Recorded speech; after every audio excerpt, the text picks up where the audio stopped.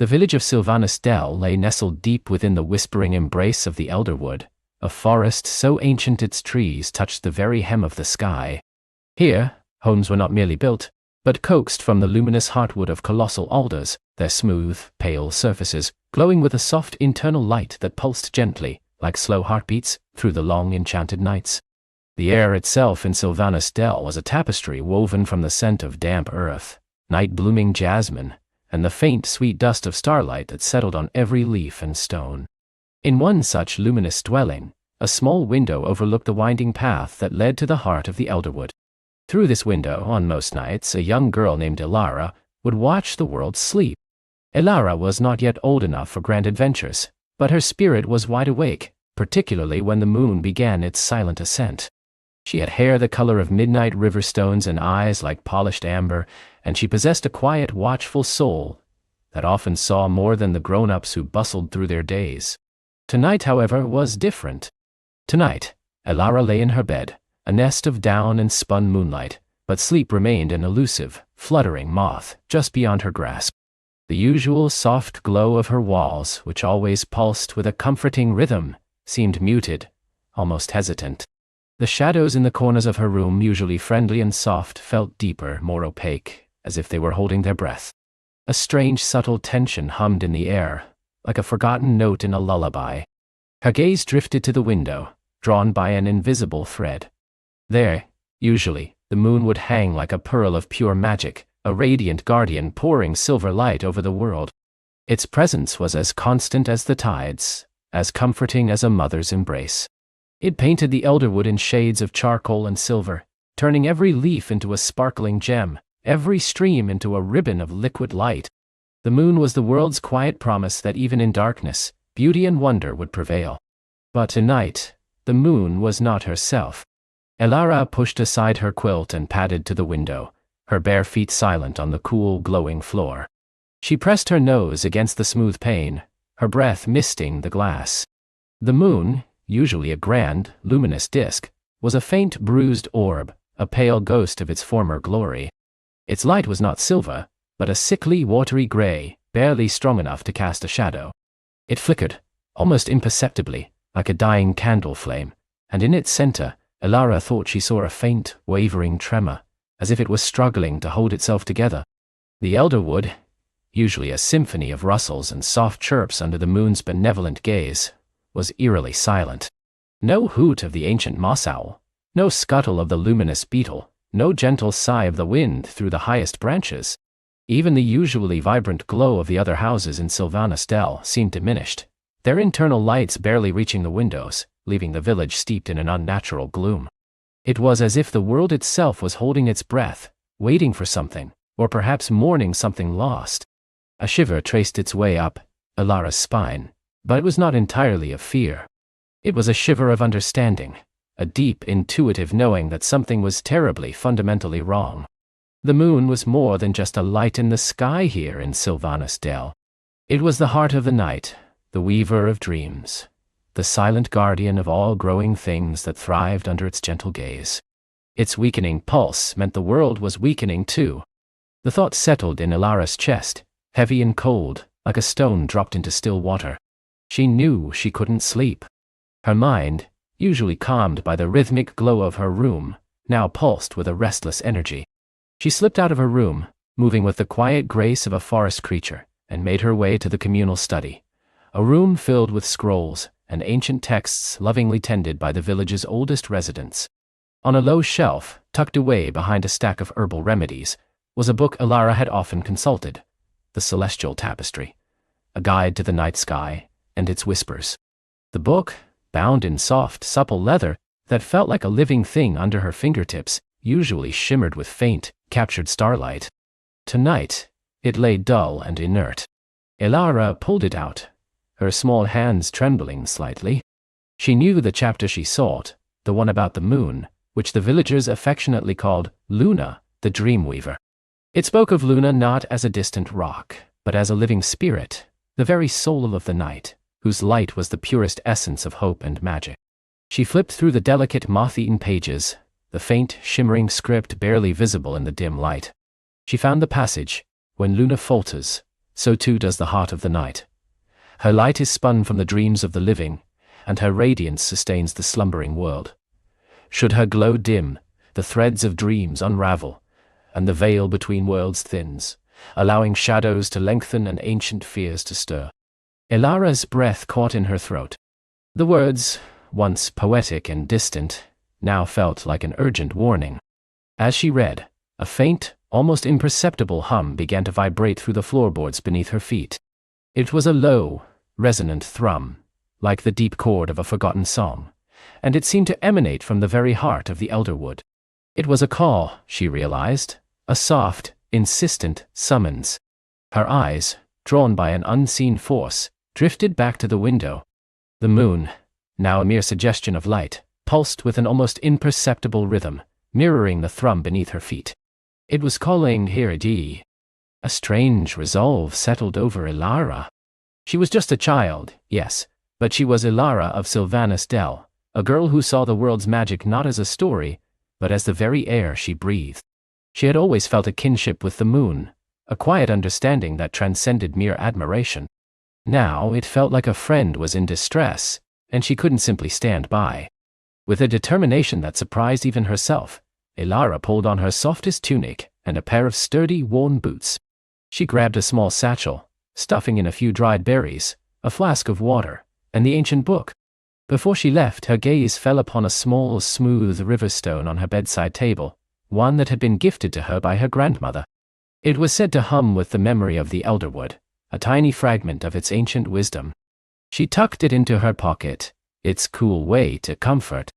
Stepping out of her glowing house, Elara felt the night air, usually crisp and invigorating, now heavy and still. The silence was profound, broken only by the distant, almost mournful thrumming from the forest. The luminous houses of Sylvanas Dell, usually beacons of warmth, looked like sleeping giants, their internal glows barely visible through their windows. No one stirred. No one seemed to notice the profound shift in the night. Or perhaps they were too deep in restless, unraveling dreams to hear the moon's silent cry. Elara walked the familiar path through the village, past the silent fountain whose waters usually sparkled with captured starlight, past the communal gardens where the night-blooming glow lilies now hung limp and closed, refusing to unfurl their petals. Each step felt purposeful, yet tinged with a child's natural apprehension. The forest path, usually a friendly tunnel of dappled moonlight, was now a corridor of deepening shadows. As she reached the edge of the elderwood, where the oldest and tallest trees stood like watchful sentinels, the thrumming grew stronger, seeming to vibrate in her very bones. The air grew cooler, carrying the scent of ancient moss and damp earth. Elara hesitated, peering into the gloom. The path ahead was barely visible, swallowed by the unnatural darkness. Suddenly, a soft ethereal light flickered in the dense undergrowth just off the path. It was a gentle, pulsing glow, the color of newly unfurled fern fronds, and it moved with a slow, deliberate grace. Curiosity, stronger than her apprehension, drew Elara towards it. She pushed aside a curtain of hanging moss, revealing a hidden clearing. In the center of the clearing, perched on a gnarled root of a colossal elder oak, was a creature Elara had only ever seen in the oldest illustrations of the celestial tapestry. It was an owl, but unlike any owl she had ever known. Its feathers were not brown or gray, but woven from living moss, glowing with the same soft, verdant light that had drawn her here. Its eyes, deep pools of liquid amber, held an ancient, patient wisdom. This was a moss owl, a keeper of the elderwood's deepest secrets, a creature rarely seen by mortal eyes, especially not by children. The moss owl turned its head slowly, its glowing eyes fixing on Elara. It did not hoot or stir, but simply observed her with an unnerving stillness. Then, in a voice that seemed to whisper from the very leaves of the elderwood, a voice like rustling silk and the sigh of wind through ancient pines, it spoke. "You have heard the call, little star watcher." Elara, though startled, felt no fear from the gentle, resonant voice. "The moon," she whispered, her voice barely audible. "It is ailing." The moss owl blinked, a slow, deliberate movement that seemed to span an eternity. "Indeed, Luna, the dream weaver, is in distress. Her light, the very essence of night's magic, is fading. The threads of dreams unravel, and the veil between the waking world and the realm of the slumbering mind grows thin. Soon, the nightmare weavers will stir, and the world will lose its way in a darkness far deeper than mere absence of light. What can be done? Elara asked, her heart a mixture of fear and fierce determination. The book says her light is spun from dreams. Are there no more dreams? Dreams there are, the moss owl replied, its voice growing softer, but they are tangled, fragmented, haunted by the whispers of forgotten fears. Luna's heart light, the source of her purest radiance, is obscured. It has been many ages since such a darkness threatened her. The owl shifted slightly, its mossy feathers shimmering. The heartlight of Luna is sustained by the purest harmony of the sleeping world, by the balance of joy and peace. But a discord has seeped into the celestial song, a dissonant note that dulls her glow. A discord. Elara frowned, trying to understand. What kind of discord? A forgotten melody, the moss owl explained, its eyes seeming to gaze far beyond the clearing, into the very reaches of the night sky. Long ago, when Luna was first born into the heavens, her light was woven with the song of the first sleepers, a lullaby sung by the ancient star weavers themselves. This song, when sung by a heart pure of intention and strong of spirit, could rekindle her light, mend the frayed threads of dreams, and restore the harmony. But who knows this song? Elara asked, feeling a surge of hope, quickly followed by despair. The star weavers are long gone. Their echoes remain, the moss owl said, and from its mossy breast, a small shimmering fragment of light detached itself, floating gently towards Elara. It pulsed with a soft, warm luminescence, like a captured firefly. This is a spark of their ancient light, a guide. It will lead you to the first whisper of the song, hidden within the heart of the whispering peaks, beyond the elderwood, where the wind itself remembers ancient tunes. Elara reached out, and the light settled on her palm, warm and comforting.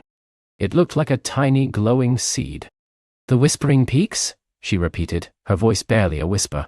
She knew of the Whispering Peaks, a place of legend, said to be home to wind spirits and ancient echoing caves, far beyond the familiar paths of the elderwood.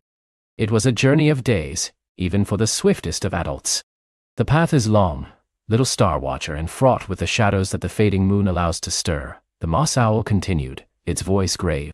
You will face trials of courage and spirit, but you carry the heart of Sylvanus Dell within you, and a rare connection to Luna's gentle spirit. Only one such as you, untainted by the slumber of the world, can undertake this quest. I will go, Elara said, the words firm and clear, surprising even herself. The fear was still there, a knot in her stomach, but it was overshadowed by a powerful sense of purpose. She looked at the tiny glowing seed in her hand, then at the moss owl, its eyes steady and ancient. Go then, the moss owl said, its voice a soft benediction. Follow the light, listen to the whispers, and let your heart be your truest compass. The fate of Luna and the dreams of all who slumber rest upon your small shoulders. With that, the moss owl seemed to dissolve, its mossy form blurring into the surrounding foliage, its light fading into the deep shadows of the elderwood. Only the faint, verdant glow of its presence remained, a memory on the air. Elara stood alone in the clearing, the tiny spark of ancient light pulsing in her palm, a beacon in the encroaching gloom. She took a deep breath, clutching the glowing seed tightly. The thrumming from the forest heart pulsed with renewed urgency, guiding her. She turned, leaving the small clearing, and stepped onto the barely visible path that led deeper into the elderwood, towards the distant, legendary Whispering Peaks. The moon, a pale, struggling ghost above the ancient trees, seemed to offer a faint, encouraging shimmer. Elara was small, and the world was vast, but tonight, she was the moon's only hope, walking into a night where dreams hung by the thinnest of threads, and magic awaited her at every turn. The path, barely a deer trail worn into the ancient earth, wound like a serpent through the colossal trunks of the elderwood. Each tree was a monument, its bark a tapestry of moss and lichen, its branches reaching like gnarled arms towards the struggling moon ghost above. The air here was different, thick with the scent of damp earth, rich loam, and something else, a faint, sweet luminescence that seemed to hum just beyond Elara's hearing. It was the breath of ancient magic, the very air seeming to ripple with untold stories. As she delved deeper, the familiar rustling of leaves gave way to a softer, more melodic whisper. The trees truly seemed to speak, their murmurs like distant lullabies, tales carried on the wind from roots that delved into forgotten ages. Elara felt a prickle of awe, and a shiver that wasn't entirely from the chill night air. This was a place where the veil between worlds was thin, where the ordinary surrendered to the extraordinary. Her small hand, still tingling from the moon's touch, clutched the rough fabric of her simple tunic. The warmth pulsed steadily from her chest, a tiny beacon in the deepening gloom. It wasn't a light she could see, but a warmth she could feel, a guiding current that drew her onwards. Sometimes, a flicker of movement caught her eye, a shadow deeper than the night, or a shimmer that vanished before she could properly focus. She knew they were the dream threads, those delicate shimmering strands that held the world's slumbering hopes and fears. Tonight, they looked frayed, some hanging limp and dull, others barely visible at all, like spiderwebs coated in dust. The sight filled her with a profound sadness, but also a renewed surge of purpose. She in hiding to help the moon, for without its light, the dreams would surely unravel completely. The path began to ascend, subtly at first, then more steeply. The ground grew softer, covered in a velvety moss that glowed with an internal emerald light. It was the whispering moss, legendary for its ability to absorb and reflect the faintest starlight. Here, in the heart of the elderwood, it pulsed with a gentle rhythm, illuminating her steps. Strange bell-shaped flowers, known as gleam flowers, hung from slender stalks, their petals unfurling to reveal a soft internal luminescence that cast swirling patterns on the surrounding trees. They chimed faintly when stirred by the passing breeze, a melody like tiny glass bells. Elara paused, her breath catching in her throat. Before her, nestled amongst a cluster of ancient roots, was a stone. But it was no ordinary stone. It was a monolith, impossibly smooth and dark, etched with swirling symbols that seemed to writhe in the faint moss light. A single perfect gleam flower bloomed from a crack in its surface, its light shining like a solitary star. As she drew closer, a faint, almost imperceptible sound reached her ears. It was the whispering. Not the wind, not the trees, but the stone itself. It hummed with a low, resonant murmur, a melody of forgotten words and ancient secrets. Suddenly, a dart of sapphire light zipped past her nose, so close she felt the displaced air. It hovered for a moment, a pinpoint of brilliant blue, then zipped away, dancing around the gleam flower on the stone. It was a tiny creature, no bigger than her thumb, with iridescent wings that beat too fast to properly see. Its body seemed to be made of pure light, a miniature star come to life. A Lumina sprite. Oh! Elara gasped, a quiet whisper. The sprite froze, its sapphire glow dimming slightly, as if startled. It darted behind the gleam flower, peeking out with two enormous inquisitive eyes that shone like chips of polished amethyst. "Hello?" Elara ventured, her voice soft. "Are you a Lumina sprite?" The sprite flickered, then emerged, hovering cautiously. It made a sound like the gentle ringing of a tiny bell, a musical trill that was somehow both shy and curious. It circled her, its light brushing her hair, then darted to her chest, where the moon's warmth pulsed. It rested there for a moment, its light flaring brighter, as if drawing comfort or energy from her. "You feel like home," a tiny voice, no louder than a bee's hum, resonated directly in Elara's mind. It wasn't spoken aloud, but felt, a thought implanted with gentle precision. The moon's touch. It is rare now, so rare. Elara felt a thrill. A talking sprite. "You can understand me." "We understand the heart, little one," the sprite communicated. "And yours shines with a borrowed light. My name is Flicker, and you are here for the fading, for the dreams that fray." Elara nodded, her eyes wide. "Yes, the moon is sick. I have to help it. I'm going to the Whispering Peaks."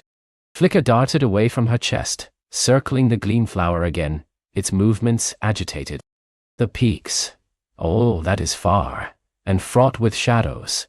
The dream thief has been busy, not just in the Elderwood, but on the very slopes of the peaks. It grows stronger as the moon weakens. It feeds on the threads, you see." "The dream thief?" Elara asked, a chill running down her spine. "Who is that?" "No, who, little one? But a what?" Flicker buzzed, its light flickering with distress. "A shadow born of forgotten fears, a hunger that grows with every lost dream. It draws the moon's light, not to consume, but to weave into its own dark tapestry, confusing the paths of light and shadow, making the waking world sleep and the sleeping world wander." Flicker paused, then settled on Elara's shoulder, its tiny weight barely perceptible. "The moon singers of the peaks, they might know. They are the keepers of starlight, the guardians of the moon's ancient melodies. But their songs grow faint too, as the moon's light dims." "How do I find them?" Elara asked, hope rising despite the new unsettling information about the dream thief. Flicker nudged her ear with its luminous head. "The peaks are many, and the paths are hidden, but there is a way. The old root walker she knows, she lives beyond the gloom fen, where the elderwood begins to thin, just before the first stone teeth of the whispering peaks rise." "The gloom fen?" Elara repeated, recalling stories of treacherous bogs and lost travelers. "Yes, it is a place of illusions and whispers, where the dream thief's influence is strong. It twists the mind, makes you doubt your purpose. But the moon's light, the warmth you carry, it is a shield. And, take this." Flicker flew to the gleam flower on the ancient stone, carefully plucking one of its luminous petals. It was delicate, almost translucent, and pulsed with a soft, steady light. "Hold it close. It will repel the deepest shadows and keep your path true. It is a seed of pure moonlight, born from the oldest songs." Elara carefully took the petal. It was warm against her skin, and its soft glow seemed to pulse in sync with the warmth in her chest. "Thank you, Flicker. Will you come with me?" Flicker hesitated, darting around her head once more. "The fen is difficult for my kind. Our light can be confused there, but I will guide you from the edges. Follow the brightest dream threads. They are drawn to your light, and they know the way through the fen, for they are the pathways of hope." With a final trill, Flicker zipped off, its sapphire light weaving through the trees, a tiny shimmering beacon that slowly faded into the distance. Alone again, Elara clutched the gleam flower petal. It truly felt like a piece of the moon itself, a tiny, fragile sun. Taking a deep breath, she stepped away from the whispering stone, leaving behind its ancient secrets. The path ahead seemed to grow darker, the whispering moss less abundant. She knew she was nearing the gloom fen. The air began to change, growing heavy and still. The sweet scent of the elderwood gave way to a damp, earthy smell, tinged with something metallic, like old coins. The trees, once majestic, became gnarled and hunched, their branches dripping with thick, dark moss that hung like shrouds. The ground beneath her feet grew squelchy, sucking at her worn boots. This was the gloom fen. Mist began to coil around her ankles, rising slowly to her waist, obscuring the path ahead. The gleam flower petal in her hand pulsed with a stronger light now, pushing back the encroaching gloom, but the mist was not just physical. It was laced with whispers, faint and insidious, that seemed to slither into her mind. "You are too small, Elara, too weak. What hope do you have against the fading? Turn back. The moon does not need you. It is already lost. Your village misses you. Your bed is warm. This cold is not for you." Elara squeezed her eyes shut, clutching the petal tightly. The moon's warmth in her chest flared, pushing back against the chilling doubts. Flicker's words echoed in her mind. "It twists the mind, makes you doubt your purpose." She focused on the warmth, on the steady pulse that had led her this far. She opened her eyes, and through the swirling mist, she saw them, the dream threads. Here, they were not just frayed, but tangled, woven into confusing patterns, forming false paths that glowed with a sickly, alluring light. But amongst them, a few shone with a pure, vibrant luminescence, almost humming with an inner energy. These were the threads of true hope, of unwavering belief. She chose the brightest, a shimmering ribbon of gold and silver that wove its way through the mist, sometimes seeming to disappear, only to reappear a few paces ahead. With each step into the fen, the ground grew softer, but the gleam flower petal kept the worst of the clinging mud at bay. The whispers grew louder, more insistent, twisting familiar voices into cruel taunts. She heard her mother's voice, pleading with her to come home, her father's telling her she was foolish. She shook her head, forcing herself to focus on the golden thread. These were not real. This was the dream thief's work. Suddenly, a shimmering apparition coalesced in the mist before her. It was a vision of her own village, bathed in moonlight, her parents standing by the window of their cottage, looking out with worried faces. They waved, beckoning her back. It felt so real, the scent of wood smoke, the familiar patterns on their clothes. Her heart ached with longing. "Come back, Elara," her mother's voice, clear as a bell, called out. "This quest is too dangerous." Tears welled in Elara's eyes, but then she noticed something. The moonlight in the vision was pure, bright, as it used to be. But the real moon, the one struggling above the elderwood, was still a pale ghost. This was an illusion, a powerful one. She gripped the gleam flower petal. Its light flared, momentarily piercing the illusion. The village flickered, revealing glimpses of murky water and gnarled, dark roots behind it. The faces of her parents twisted into distorted, shadowy masks. With a gasp, Elara closed her eyes again, focusing on the true warmth in her chest. "No," she whispered, her voice trembling but firm. "I must go on. The moon needs me." When she opened her eyes, the illusion was gone, replaced by the swirling mist and the treacherous fen. The golden dream thread, however, still glowed brightly, leading her onwards. She pressed on, one careful step after another, her boots squelching, her heart pounding. The whispers still clawed at her, but they seemed less potent now, less able to penetrate the shield of her resolve. The gleam flower petal continued its steady pulse, and the warmth in her chest was a constant, reassuring fire. Hours passed, though in the timeless, misty expanse of the fen, it was impossible to tell. Her legs ached, and her eyes burned from straining to see. Just as despair threatened to creep back in, the mist began to thin. The ground grew firmer, and the gnarled trees of the fen gave way to taller, stronger pines, their needles dark and fragrant. Above them, through a thinning veil of cloud, she saw them, the whispering peaks. They rose majestically into the night sky, their jagged silhouettes piercing the clouds like the teeth of some colossal beast. They were vast, ancient, and utterly daunting. The moon, still a pale crescent, seemed to hang just above their highest summits, as if tethered to them. A new kind of silence settled, not the eerie quiet of the fen, but a profound stillness, as if the very mountains held their breath. Elara had emerged from the elderwood. She stood at the tree line, where the last ancient pines clung to the rocky slopes, their roots twisting into the stony ground. The air here was sharp and cold, carrying the scent of pine and granite. The ground was no longer soft earth, but a scattering of loose scree and hardy, low-lying shrubs that hugged the rocks. The dream threads here were fewer, but those that remained were strong and bright, like silver wires stretched taut between the stars. As she looked up at the daunting peaks, a massive shape, indistinguishable from the rock face itself, began to stir.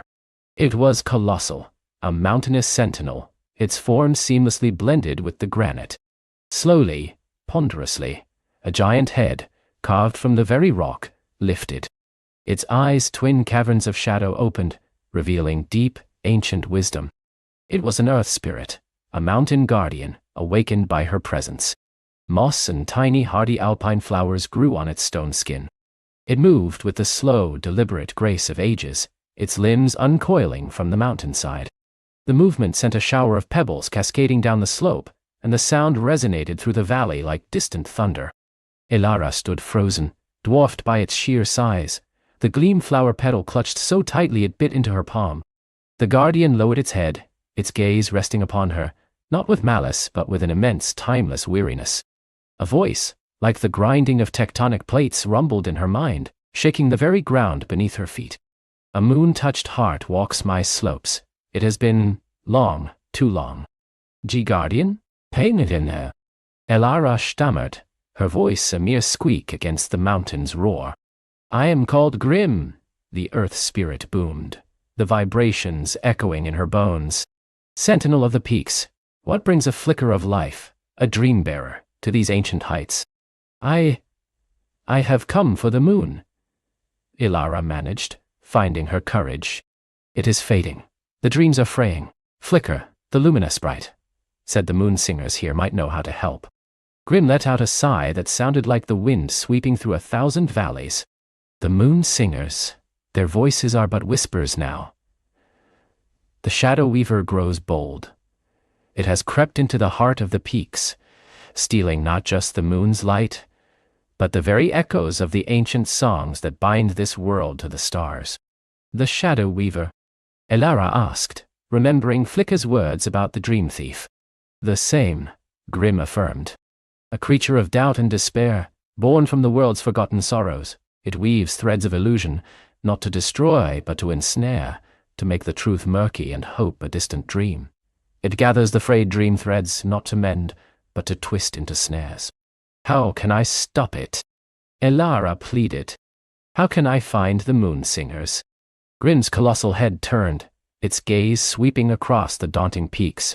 The moon singers make their eyrie in the highest reaches, within the crystal caverns of the whispering summit. But the path is veiled by the shadow weaver's illusions, its whispers turning truth to falsehood.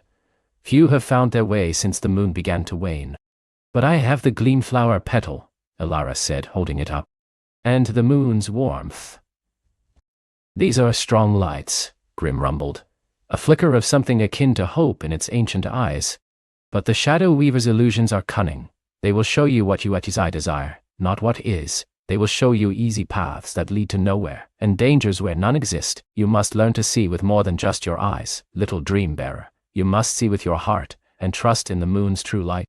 Grim slowly began to shift again, settling back into its mountain slumber.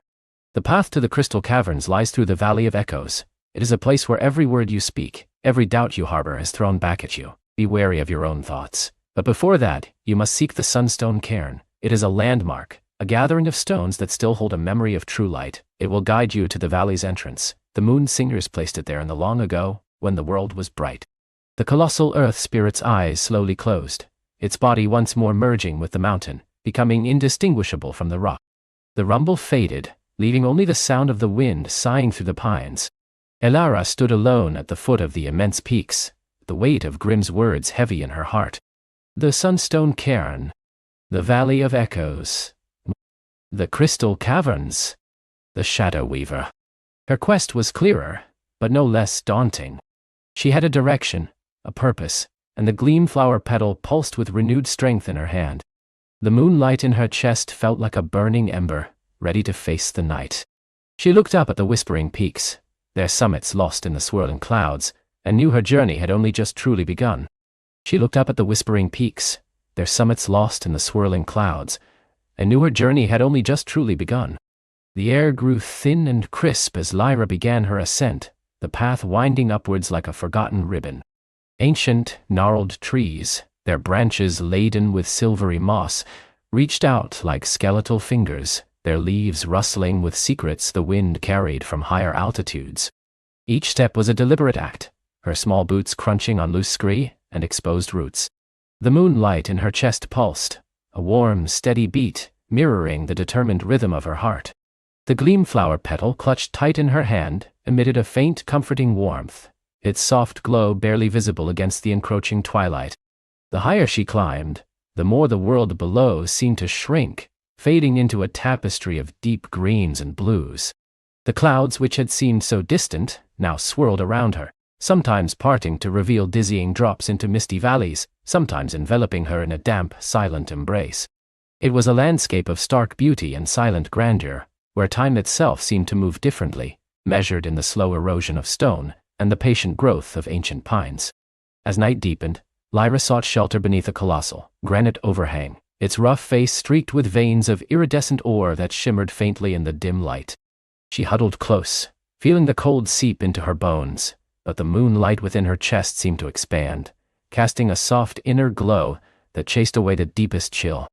She nibbled on a piece of dried fruit Grim had packed, its sweetness a small comfort in the vast wilderness. Sleep came fitfully, filled with dreams of soaring eagles and whispers carried on the wind, urging her onward. The next morning, the sun, still low on the horizon, painted the peaks in hues of rose and gold. Lyra rose with a renewed sense of purpose. The path grew steeper, less defined, sometimes vanishing altogether into tangles of thorny bushes and slippery rocks. She learned to read the subtle signs, a faint indentation in the moss, a cluster of stones arranged just so, a particular lichen that grew only along the ancient pilgrim routes.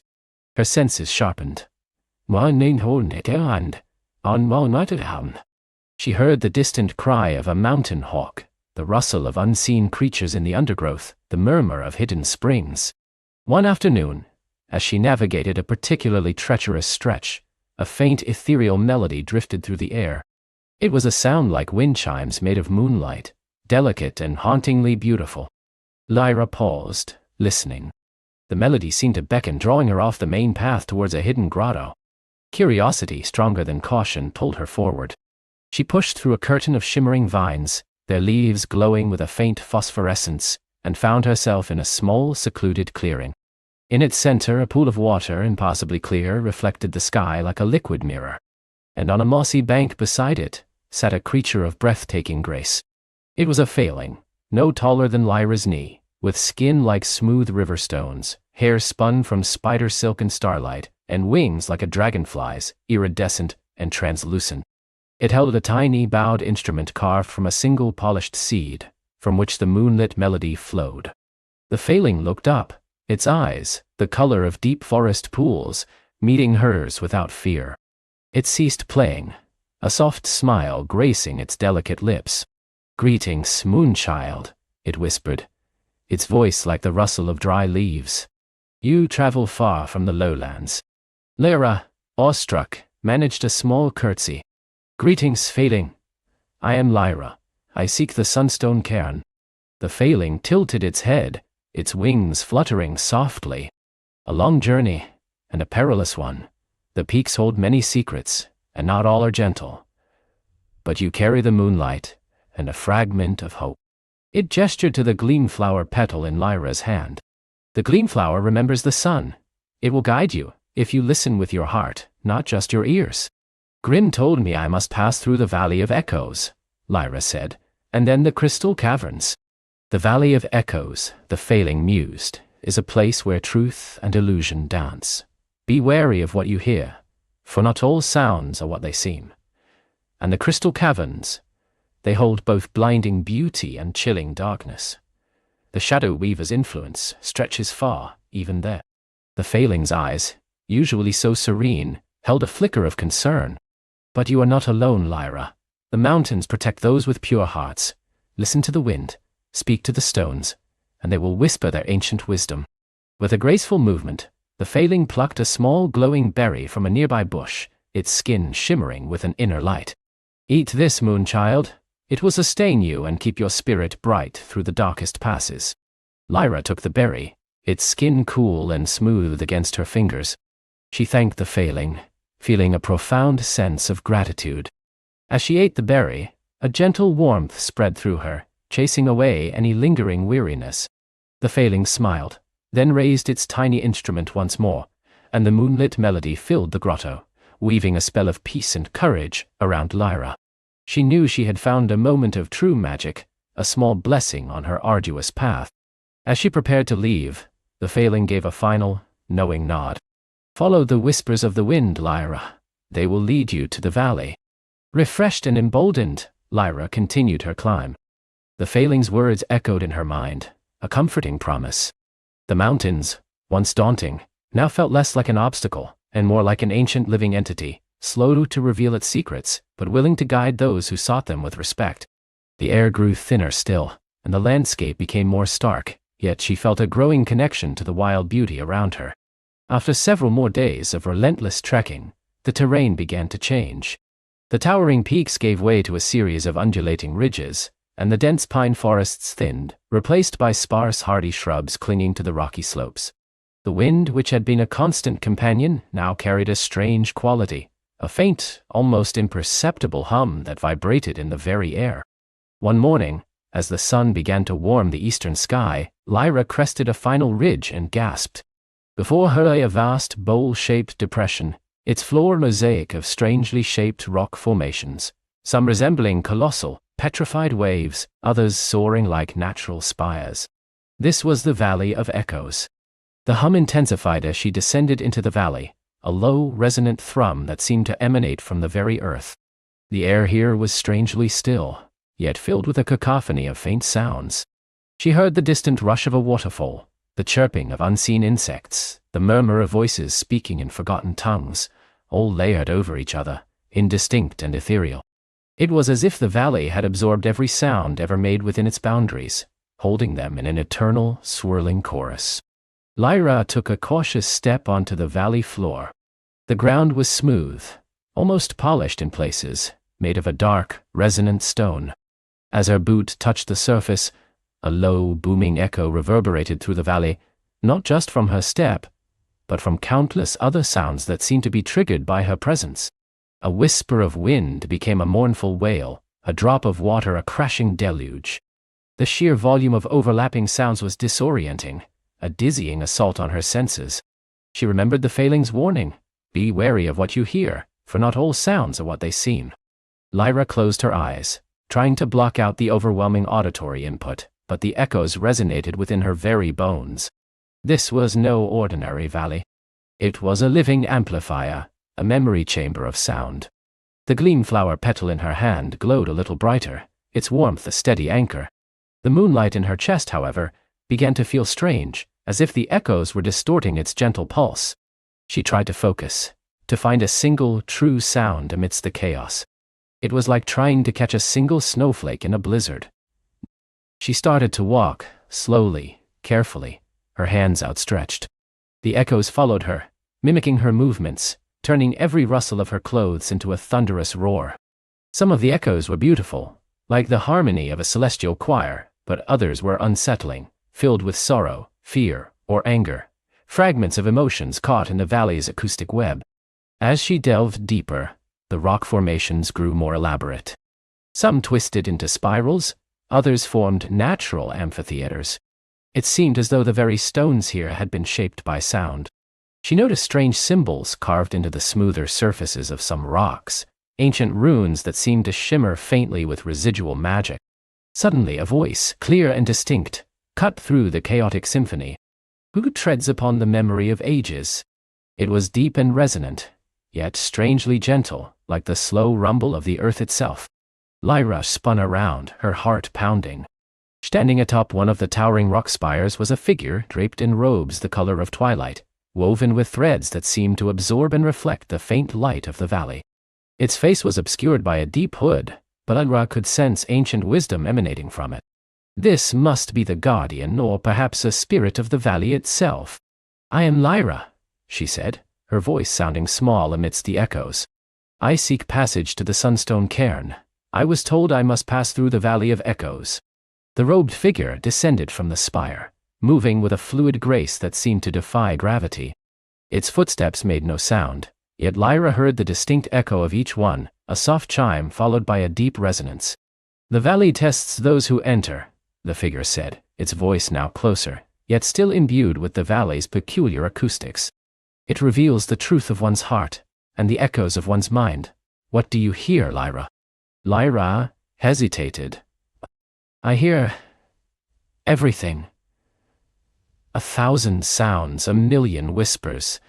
It is overwhelming." "And what among those sounds is true?" the figure pressed.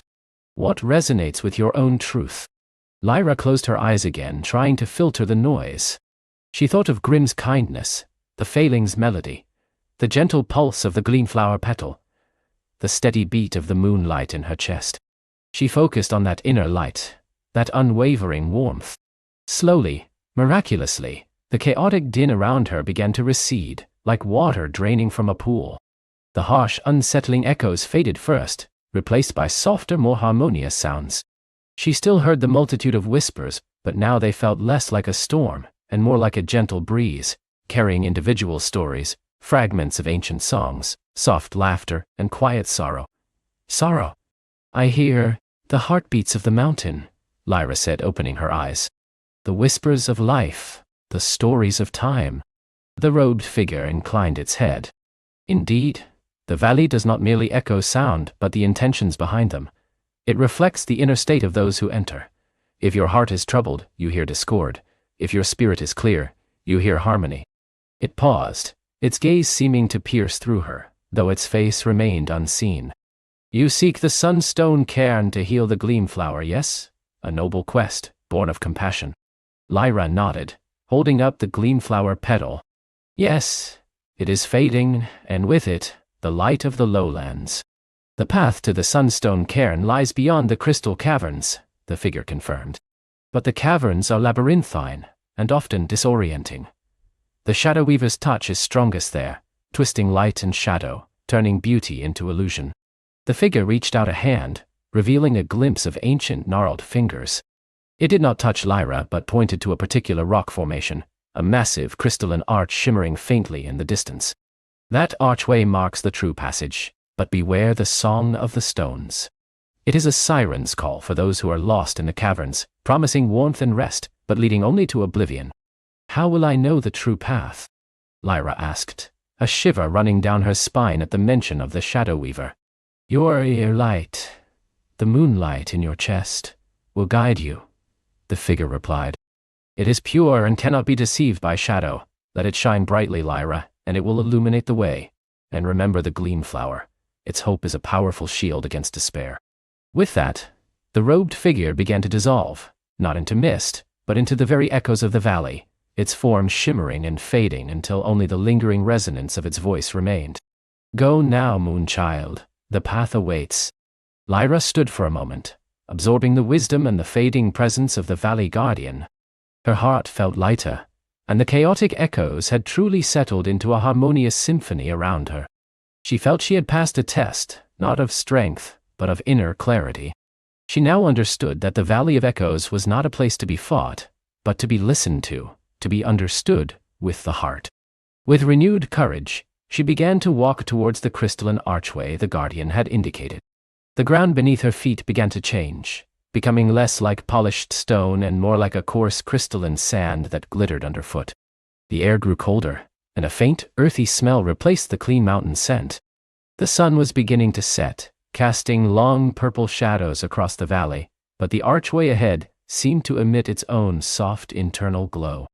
As she approached the shimmering arch, Lyra noticed strange, intricate carvings along its surface, depicting swirling patterns and ethereal beings. These were not the rough runes she had seen before, but delicate, almost living sculptures of light and shadow trapped within the crystal. The archway hummed with a low, resonant energy, beckoning her forward. It was undeniably beautiful, yet held a hint of something ancient and unyielding. She passed beneath the archway, and the world behind her seemed to vanish, replaced by an overwhelming sense of enclosure.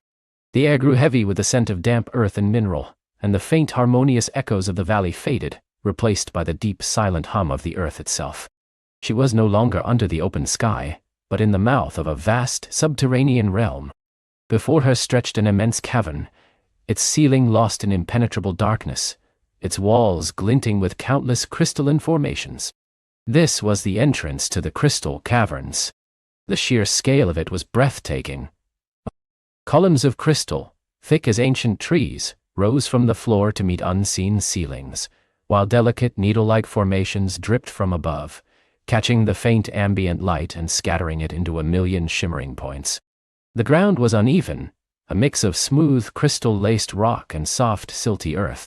Strange, bioluminescent mosses and fungi clung to the cavern walls, casting pools of ghostly blue, green, and purple light, illuminating intricate networks of veins that pulsed with a faint, internal glow. The moonlight in Lyra's chest flared, responding to the immense magical energy of the caverns. It cast a circle of warm, steady light around her, pushing back the oppressive darkness. The gleam-flower petal pulsed in harmony, its soft warmth radiating through her hand. She began to explore, her senses heightened by the enclosed space. The silence here was profound, broken only by the drip of unseen water and the occasional, almost imperceptible whisper of air currents moving through unseen passages.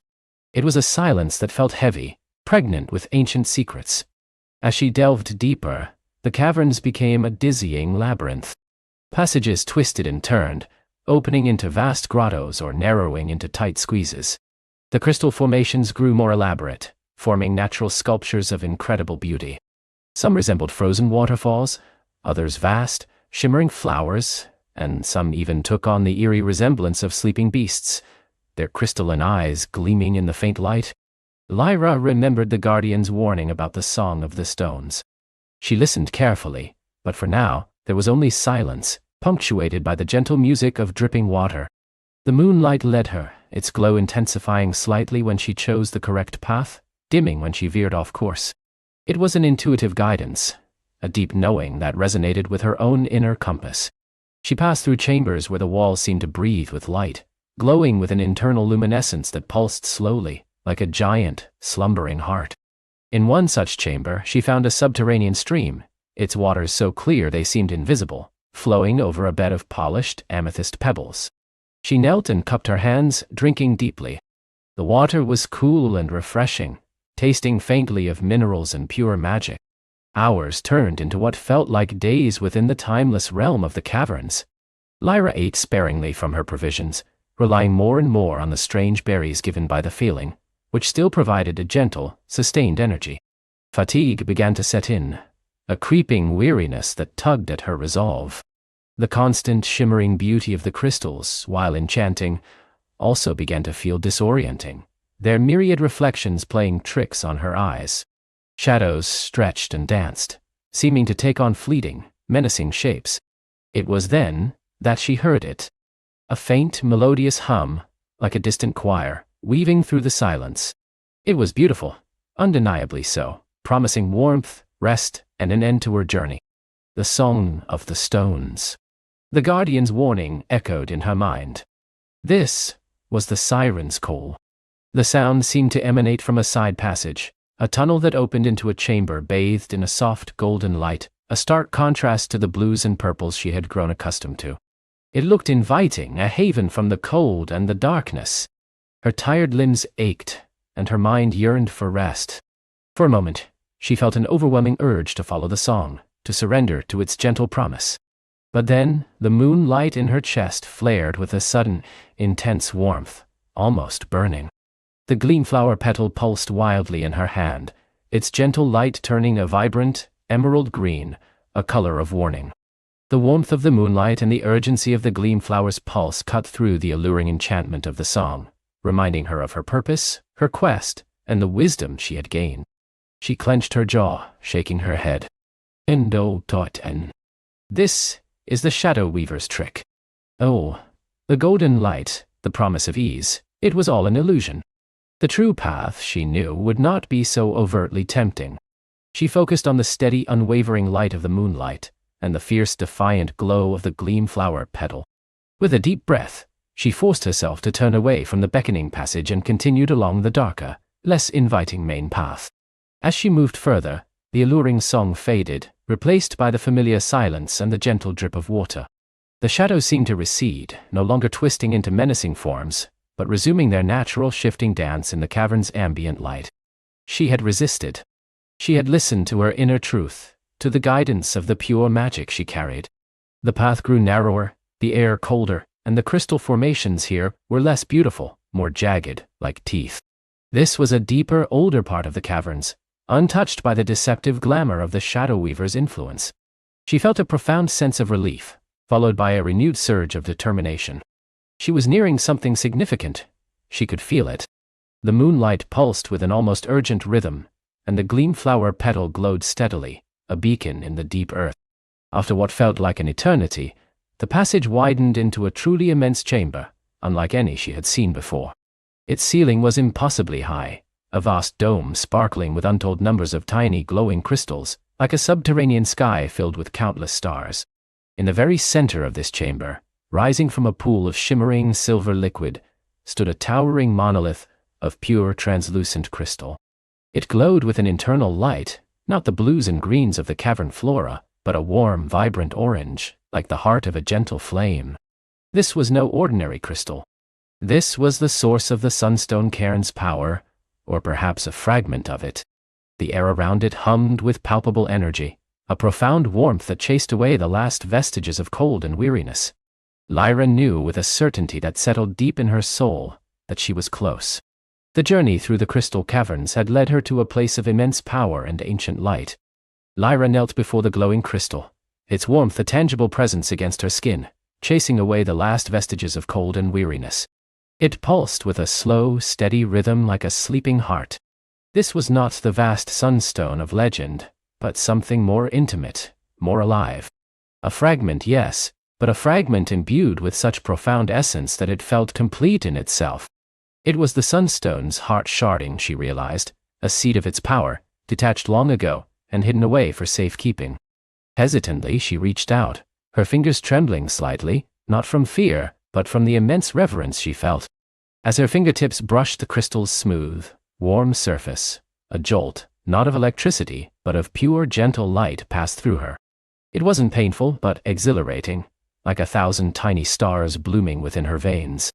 The orange glow intensified, casting dancing shadows on the cavern walls. Images flickered through her mind, not a language of words, but of feelings and ancient memories. She saw the sunstone cairn as it once was, not a broken monument, but a beacon of vibrant energy, cradling a vast luminous stone that poured warmth and vitality into the land. She saw the blight, a creeping chill, a draining shadow, slowly dimming the cairn's light, forcing this heart shard to retreat deeper into the earth, a desperate measure to preserve its essence. The crystal communicated a simple, profound truth. It yearned to return. Not merely to the surface, but to its rightful place within the cairn, to rejoin its greater self and reawaken the land. Lyra understood. Her journey wasn't just to find the power, but to carry it, to be its vessel, and to guide its reawakening. The crystal hummed now, a lullaby of energy, urging her to rise. With newfound purpose, Lyra carefully cradled the heart shard in her hands. It was surprisingly light, not heavy with stone, but buoyant with contained light. A soft, continuous glow emanated from it, illuminating her path as she turned to retrace her steps. The crystal caverns, which had seemed so daunting on the way down, were now bathed in a comforting orange luminescence. The path seemed clearer, the shimmering walls less menacing, the air lighter. The strange, whispering currents of magic that had filled the caverns now felt like welcoming murmurs, guiding her towards the surface. She walked with a steady pace, her weariness replaced by a vibrant energy that flowed from the heart shard into her own being. Each step felt purposeful, each breath a reaffirmation of her connection to the ancient light she carried. The journey back through the winding tunnels, past the glowing fungal gardens, and the crystalline waterfalls, was a passage of increasing hope. The blight's chill, which had seeped even into these deep places, now seemed to recede before the heart shard's glow, like shadows fleeing the dawn. Finally, after what felt like both an eternity and a single swift moment, Lyra saw it. A faint glimmer of true daylight above, filtering through the exit of the caverns. She emerged into the pre-dawn twilight, the world outside still cloaked in the pallor of the blight, but for her, it felt as though the sun itself was already rising. The air was cold, damp, and heavy with the blight's oppressive presence, a stark contrast to the warmth she carried. The trees stood like skeletal figures, their branches devoid of leaves, their trunks scarred by the encroaching decay. The land was silent, save for the mournful whisper of the wind. But Lyra was not deterred. The heart shard pulsed in her hands, a miniature sun, defiant against the encroaching darkness. She looked towards the horizon, where the sunstone cairn stood, a dark silhouette against the bruised sky, its once proud structure now appearing crumbling and forlorn. This was where she needed to be. Drawing on the renewed strength the crystal infused within her, Lyra began her trek across the blighted landscape. The ground beneath her feet was cracked and barren, but with each step, a faint warmth radiated from the heart shard, pushing back the cold, creating a small temporary circle of gentle heat around her. She focused on the cairn, on the memory of its former glory, on the promise of its reawakening. As she approached the ancient structure, the blight's hold intensified. A strange, shadowy mist swirled around the cairn, thick and cloying, attempting to smother the light she carried. The air grew colder, and a faint, unsettling whisper seemed to emanate from the blight itself, a protest against the return of warmth. But Lyra pressed on, her resolve unyielding. The heart shard thrummed more intensely now, its orange glow pushing back against the encroaching gloom. She reached the base of the cairn, its stone cold and rough under her touch. Lyra climbed the worn steps, her eyes fixed on the empty pedestal at the very top, where the great sunstone once rested. She remembered the elders' stories, of how the cairn was built not just to hold the sunstone but to channel its power, focusing its warmth and light across the land. It was a conduit, and she held its missing heart. At the summit, the wind howled, carrying with it the blight's icy breath. The empty pedestal was dark, cracked, and seemed to absorb any stray light. Lyra, with a deep breath that filled her lungs with the crystal's warmth, gently placed the heart shard into the central depression of the pedestal. The moment it settled into place, a ripple of energy surged through the cairn. The heart shard didn't just sit there. It seemed to melting into the stone, becoming one with it. A faint golden light began to emanate from the cairn itself, tracing the ancient carvings on its surface. Slowly, majestically, the light grew, spreading from the pedestal, climbing the pillars, igniting the very stones of the monument. The blight recoiled with an audible hiss, the shadowy mist swirling frantically, trying to smother the nascent light. But it was too late. The light from the cairn wasn't just illuminating, it was aliving. It pulsed, grew, and began to radiate heat, a warmth that pushed back the cold with an undeniable force. Lyra stood mesmerized, watching as the cairn transformed, becoming a beacon of brilliant, vibrant orange light, just as the sunstone had been described. This was it. The reawakening. The light swelled, reaching into the sky, pushing back the bruised clouds, painting the horizon in hues of rose and gold. Where the blight had held sway, a new, clean warmth spread, flowing outwards from the cairn, like an invisible river. The blighted ground around the cairn began to soften, the cracks sealing, a faint, hopeful green appearing where only barrenness had been. The skeletal trees trembled, and then, miraculously, tiny buds began to unfurl on their branches, not slowly, but almost instantly, bursting forth with vibrant, verdant life. The chill of the blight fractured, splintering into wisps of shadow that dissolved in the growing warmth, unable to withstand the pure, life-giving energy. It didn't vanish in an instant, but receded, pushed back, diminished, until it was nothing more than a memory, a faint shadow lingering on the farthest horizon, forever banished from these lands. Lyra felt the warmth wash over her, a profound sense of peace and belonging. Her heart sang with joy and relief. The land was healing. The sunstone cairn, fully reawakened, pulsed with a gentle, steady light, a comforting guardian against any future shadows. It wasn't the blazing, overwhelming power she might have imagined, but a soft, constant glow, a perpetual dawn that promised nourishment and life. As the sun finally broke over the horizon, casting its own golden light upon the revitalized land, it seemed to merge with the glow of the sunstone cairn, creating a breathtaking symphony of light and warmth. The air smelled fresh, clean, and vibrant, filled with a scent of new growth and a faint, sweet aroma that might have been magic itself. Soon the villagers, drawn by the incredible light and the sudden warmth, emerged from their homes, their faces etched with wonder and disbelief.